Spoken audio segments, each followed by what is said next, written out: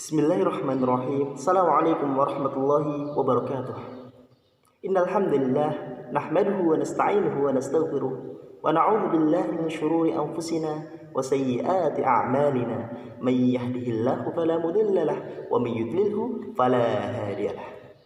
Asyhadu an la ilaha illallah wahdahu la syarika lah wa asyhadu anna Muhammadan abduhu wa rasuluh. Allahumma shalli wa sallim alaihi. Ahibbail fudala a'azani Allah wa iyyakum. Sahabatku semua yang saya cintai karena Allah Subhanahu wa taala. Dalam kesempatan kali ini, marilah kita memahami surat yang selalu kita baca di dalam salat kita. Surat yang dimana salat tanpanya maka salat kita tidak sah. Surat yang dimana Allah Subhanahu wa taala telah menjanjikan bahwasannya Dia adalah ummul kitab, induknya Alkitab, yaitu surat Al-Fatihah. Surat Al-Fatihah memiliki beberapa nama, yang dimana nama-nama tersebut diambil dari hadis-hadis Nabi Muhammad SAW. Nama yang pertama yaitu Al-Fatihah. Nama yang kedua yaitu As-Sab'ul Matani, 7 ayat yang selalu diulang-ulang. Sab'ul Matani, 7 ayat yang selalu diulang-ulang. Karena memang dalam sholat kita selalu membaca Al-Fatihah paling tidak 2 kali, kecuali apabila kita sholat witir dan sholat witir kita hanya 1 rakaat. Tentu kita membaca 1 kali. Sahabatku semua yang saya cintai karena Allah Subhanahu wa taala, surat Al-Fatihah memiliki nama lain juga Ar-Ruqyah, yang dimana dahulu ada seorang sahabat Nabi Muhammad SAW yang menggunakan ruqyah, dan hal itu dikabarkan kepada Nabi Muhammad SAW. Kemudian Nabi Muhammad SAW bersabda, "Ma yudrihi annahu ruqyah?" Apa yang mengabarkannya bahwasannya itu adalah ruqyah? Karena sesungguhnya Al-Fatihah adalah ruqyah. Dan ada nama lain yaitu Ummul Kitab atau induknya Alkitab. Al-Fatihah adalah induknya Alkitab. Sehingga kalau kita paham benar Al-Fatihah, maka insya Allah sebagian besar dari agama kita sudah menguasainya. Sahabatku semua yang saya cintai karena Allah Subhanahu wa taala, marilah kita belajar tafsir surat Al-Fatihah. Qala Allah Ta'ala fi kitabihil karim, Bismillahirrahmanirrahim. Untuk Bismillahirrahmanirrahim, ulama berbeda pendapat. Apakah Bismillahirrahmanirrahim itu termasuk ayat dari surat Al-Fatihah atau tidak? Intinya, ada yang berpendapat bahwasannya Bismillahirrahmanirrahim termasuk ayat dalam Al-Fatihah, sehingga wajib dibaca di dalam sholat. Termasuk di antara mereka adalah Ibnu Katsir. Dan ada juga yang berpendapat bahwasannya Al-Fatihah itu bukan termasuk dari surat Al-Fatihah, sehingga mereka tidak membaca bismillah ketika sholat. Sahabatku semua yang saya cintai karena Allah Subhanahu wa taala, marilah kita mulai Bismillahirrahmanirrahim dengan menyebut nama Allah yang Maha Pengasih lagi Maha Penyayang. Akan tetapi, marilah kita melihat sebenarnya apa arti Ar-Rahman dan apa arti Ar-Rahim. Dalam bahasa Arab, Ar-Rahman yaitu memiliki arti Ar-Rahman allati wasi'at rahmatuhu ala jami'il ibad, yang dimana rahmatnya itu untuk semua manusia, yang dimana rahmat Allah Subhanahu wa taala Ar-Rahman yaitu yang memiliki rahmat untuk semua manusia. Ar-Rahim yaitu yang memiliki rahmat dan rahmatnya tersebut khusus untuk Allah Subhanahu wa taala. Ar-Rahman yang rahmatnya untuk semua manusia, dan Ar-Rahim yang rahmatnya khusus untuk orang-orang mukmin. Marilah kita melihat, saudaraku semua yang saya cintai karena Allah Subhanahu wa taala.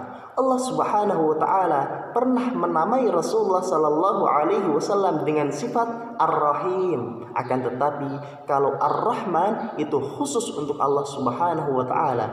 Tidak boleh kita menamai makhluk dengan nama Ar-Rahman. Akan tetapi kita boleh menamai Rasulullah atau menyifati Rasulullah sallallahu alaihi wasallam dengan sifat Rahim. Karena Allah Subhanahu wa taala telah berfirman, Azizun 'alaihi ma 'anittum raufur rahim, yang dimana Rasulullah Sallallahu Alaihi Wasallam itu sangat merasa sedih atas apa-apa yang menimpa manusia dari musibah, dan Rasulullah Sallallahu Alaihi Wasallam itu sangat penyayang dan sangat memberi rahmat atau sangat mengasihi orang-orang mukmin. Akan tapi Rasulullah Sallallahu Alaihi Wasallam tidak memiliki sifat Ar-Rahman, karena sifat Ar-Rahman itu hanyalah milik Allah Subhanahu wa taala. Kita baca ayat selanjutnya. Alhamdulillahi Rabbil Alamin. Alhamdulillahi Rabbil Alamin. Segala puji bagi Allah, Tuhan semesta alam. Alhamdu, segala puji. Lillahi, hanyalah milik Allah Subhanahu wa ta'ala. Alhamdu, mengapa di dalam ayat ini menggunakan alif lam? Menggunakan alif lam, tidak hamdun lillahi Rabbil Alamin, akan tapi alhamdu yang artinya segala puji. Kullul hamdi, semua pujian. Kullul thala, semua perkataan baik atau pujian juga. Lillahi Rabbil Alamin, hanyalah milik Allah. Siapa Allah itu? Rabbil Alamin, yaitu Tuhan, pengatur, pemberi, pencipta alamin, semesta alam. Apa itu semesta alam? Semesta alam itu adalah selain Allah Subhanahu wa ta'ala. Kemudian kita beralih ke ayat yang kedua. Ar-Rahmanir Rahim. Allah Subhanahu wa ta'ala juga memberikan sifat kepada Zat-Nya yang Maha Agung. Ar-Rahman, yang rahmatnya itu umum untuk semua manusia. Ar-Rahim, dan yang rahmatnya khusus untuk orang-orang beriman. Apa maksud dari demikian? Kita ketahui bahwasannya banyak di antara manusia yang tidak beriman kepada Allah Subhanahu wa ta'ala, atau mereka yang kafir kepada Allah Subhanahu wa ta'ala, akan tapi mereka mendapatkan kenikmatan yang banyak di atas muka bumi ini.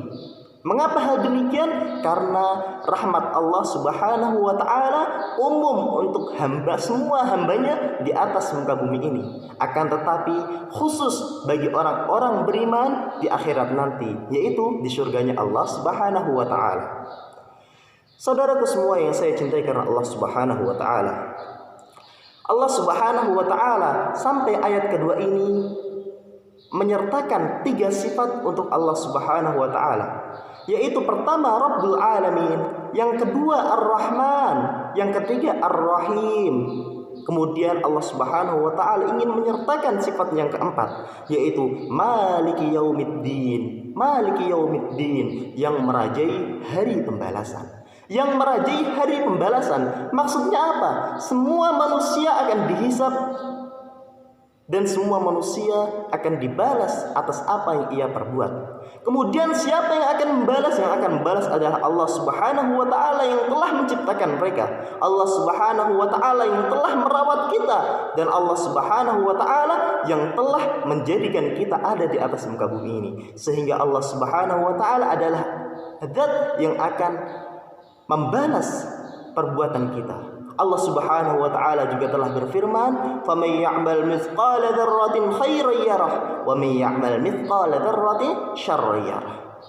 Barang siapa melakukan kebaikan seberat biji zarah atau seberat biji sawi, maksudnya perbuatan kecil sekali dari kebaikan, maka ia akan mendapatkan balasannya, atau mereka akan melihat balasannya di hari pembalasan nanti. Dan barang siapa melakukan perbuatan keburukan sekecil apapun, maka ia akan mendapatkan balasannya di hari kiamat nanti, di hari pembalasan nanti. Ahiba'il fudala a'azaniyallahu wa iyyakum.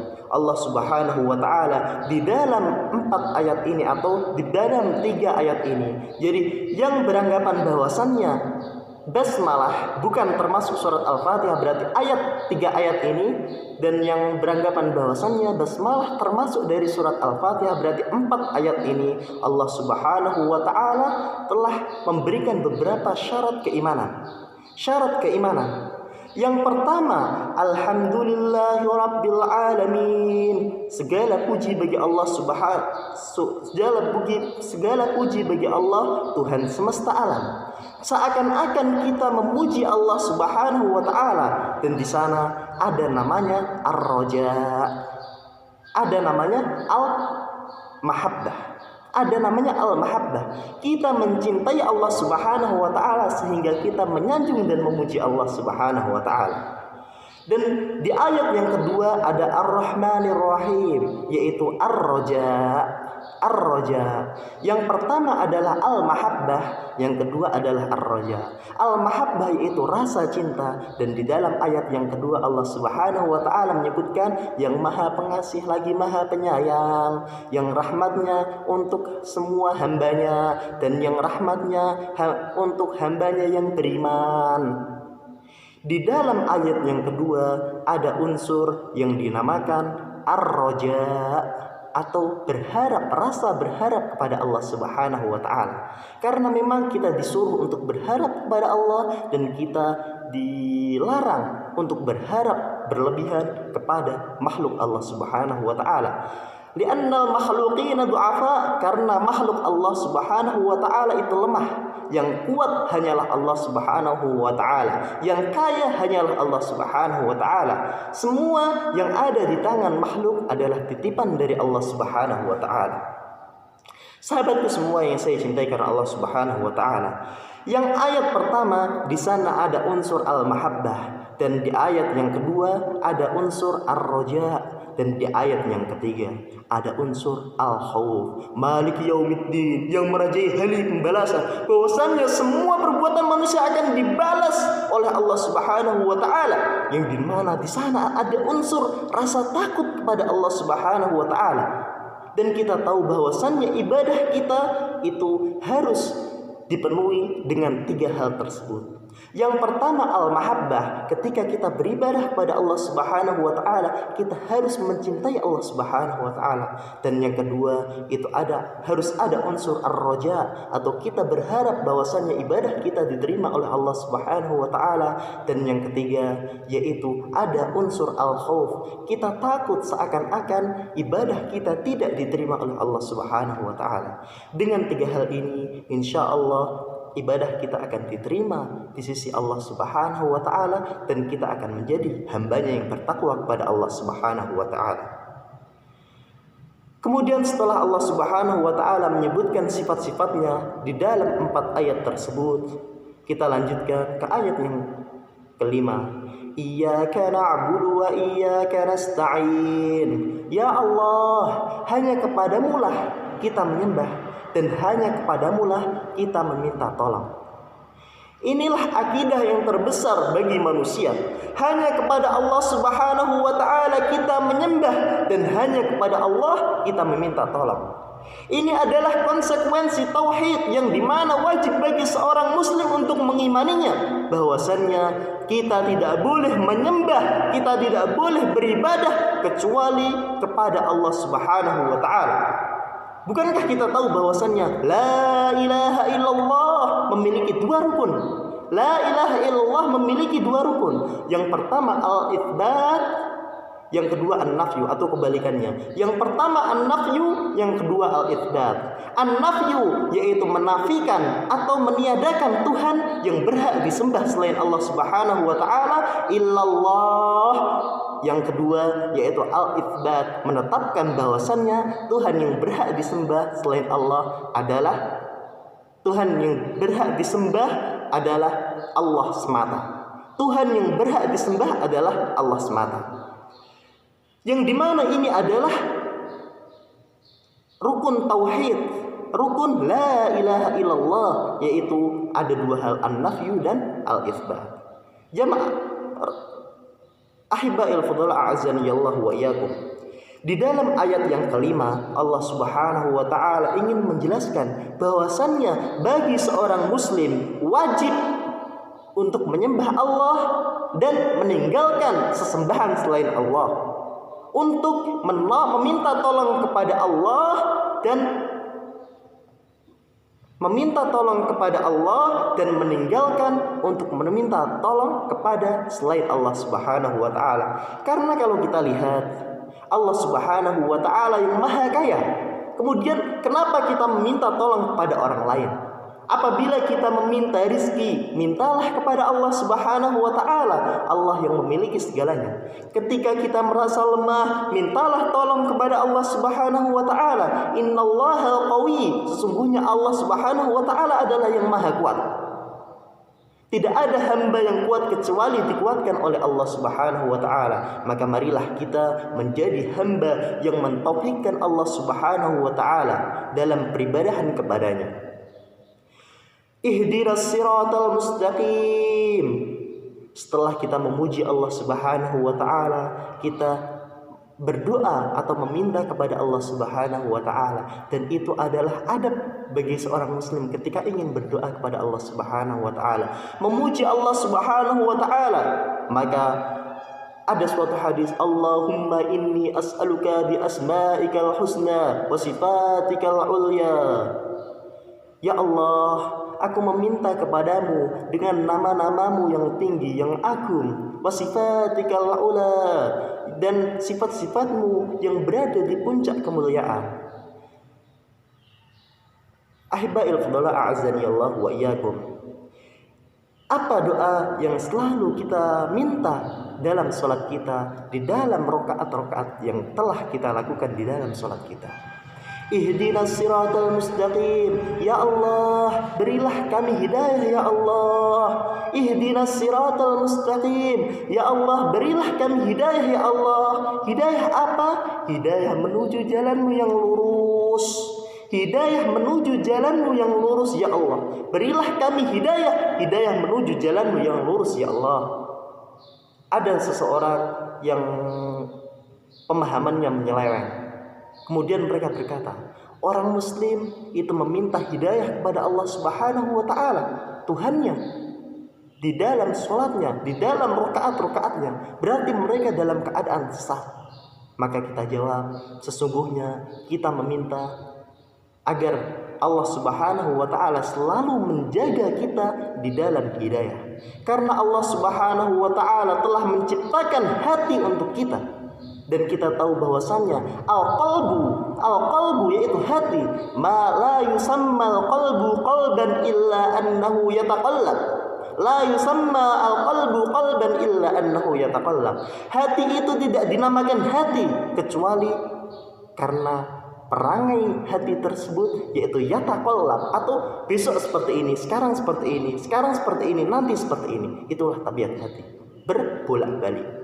Maka marilah kita meminta kepada Allah Subhanahu wa Ta'ala dengan doa kita, Allahumma tsabbit qulubana ala dinik. Allahumma tsabbit qulubana ala dinik. Ya Allah, kokohkanlah hati kita di dalam agamamu ya Allah.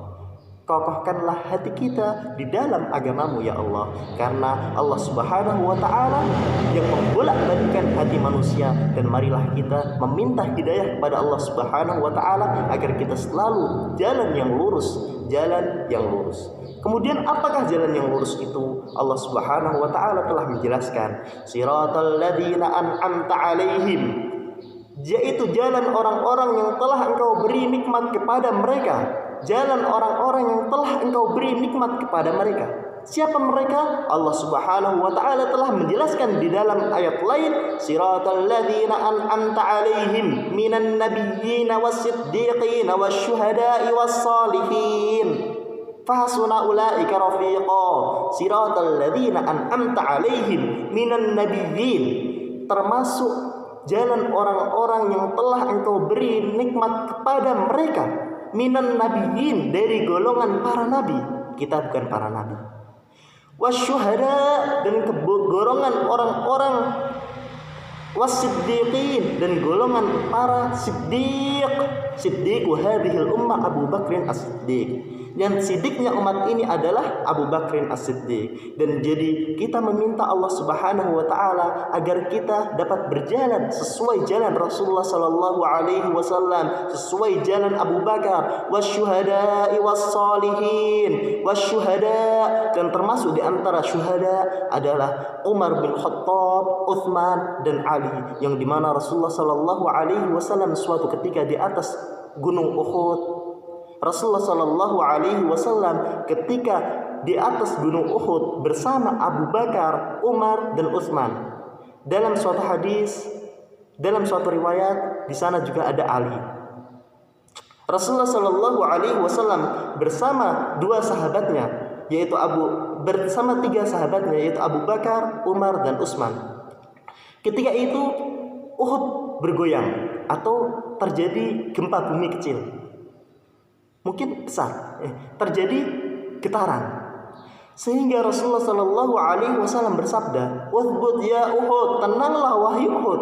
Fa inna 'alaika nabiyyun, sesungguhnya di atasmu ada seorang nabi, wasiddiqun, dan ada seorang as-siddiq, wasyahidan, dan ada dua orang syahid." Sahabatku semua yang saya cintai karena Allah Subhanahu wa taala. Jadi kita meminta kepada Allah Subhanahu wa taala agar kita selalu berada di jalan orang-orang yang telah Allah beri nikmat kepada mereka. Siapakah mereka? An-nabiyyin, para nabi, as-siddiqin, para siddiq, asy-syuhada, para orang-orang yang syahid di jalan Allah Subhanahu wa taala, as-shalihin, dan para orang-orang salih.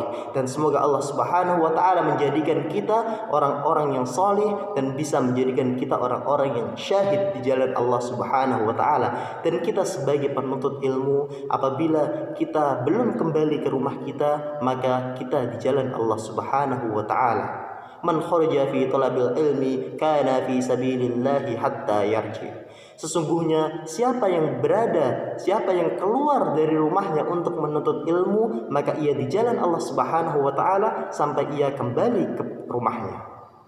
Sahabatku semua yang saya cintai karena Allah Subhanahu wa taala, ghairil maghdubi alaihim waladdallin, yaitu bukan jalan orang-orang yang telah engkau murkai atas mereka, dan bukan pula jalan-jalan yang orang yang sesat. Bukan jalan-jalan orang yang engkau murkai, dan bukan jalan-jalan orang yang sesat. Siapa orang-orang yang engkau murkai ya Allah?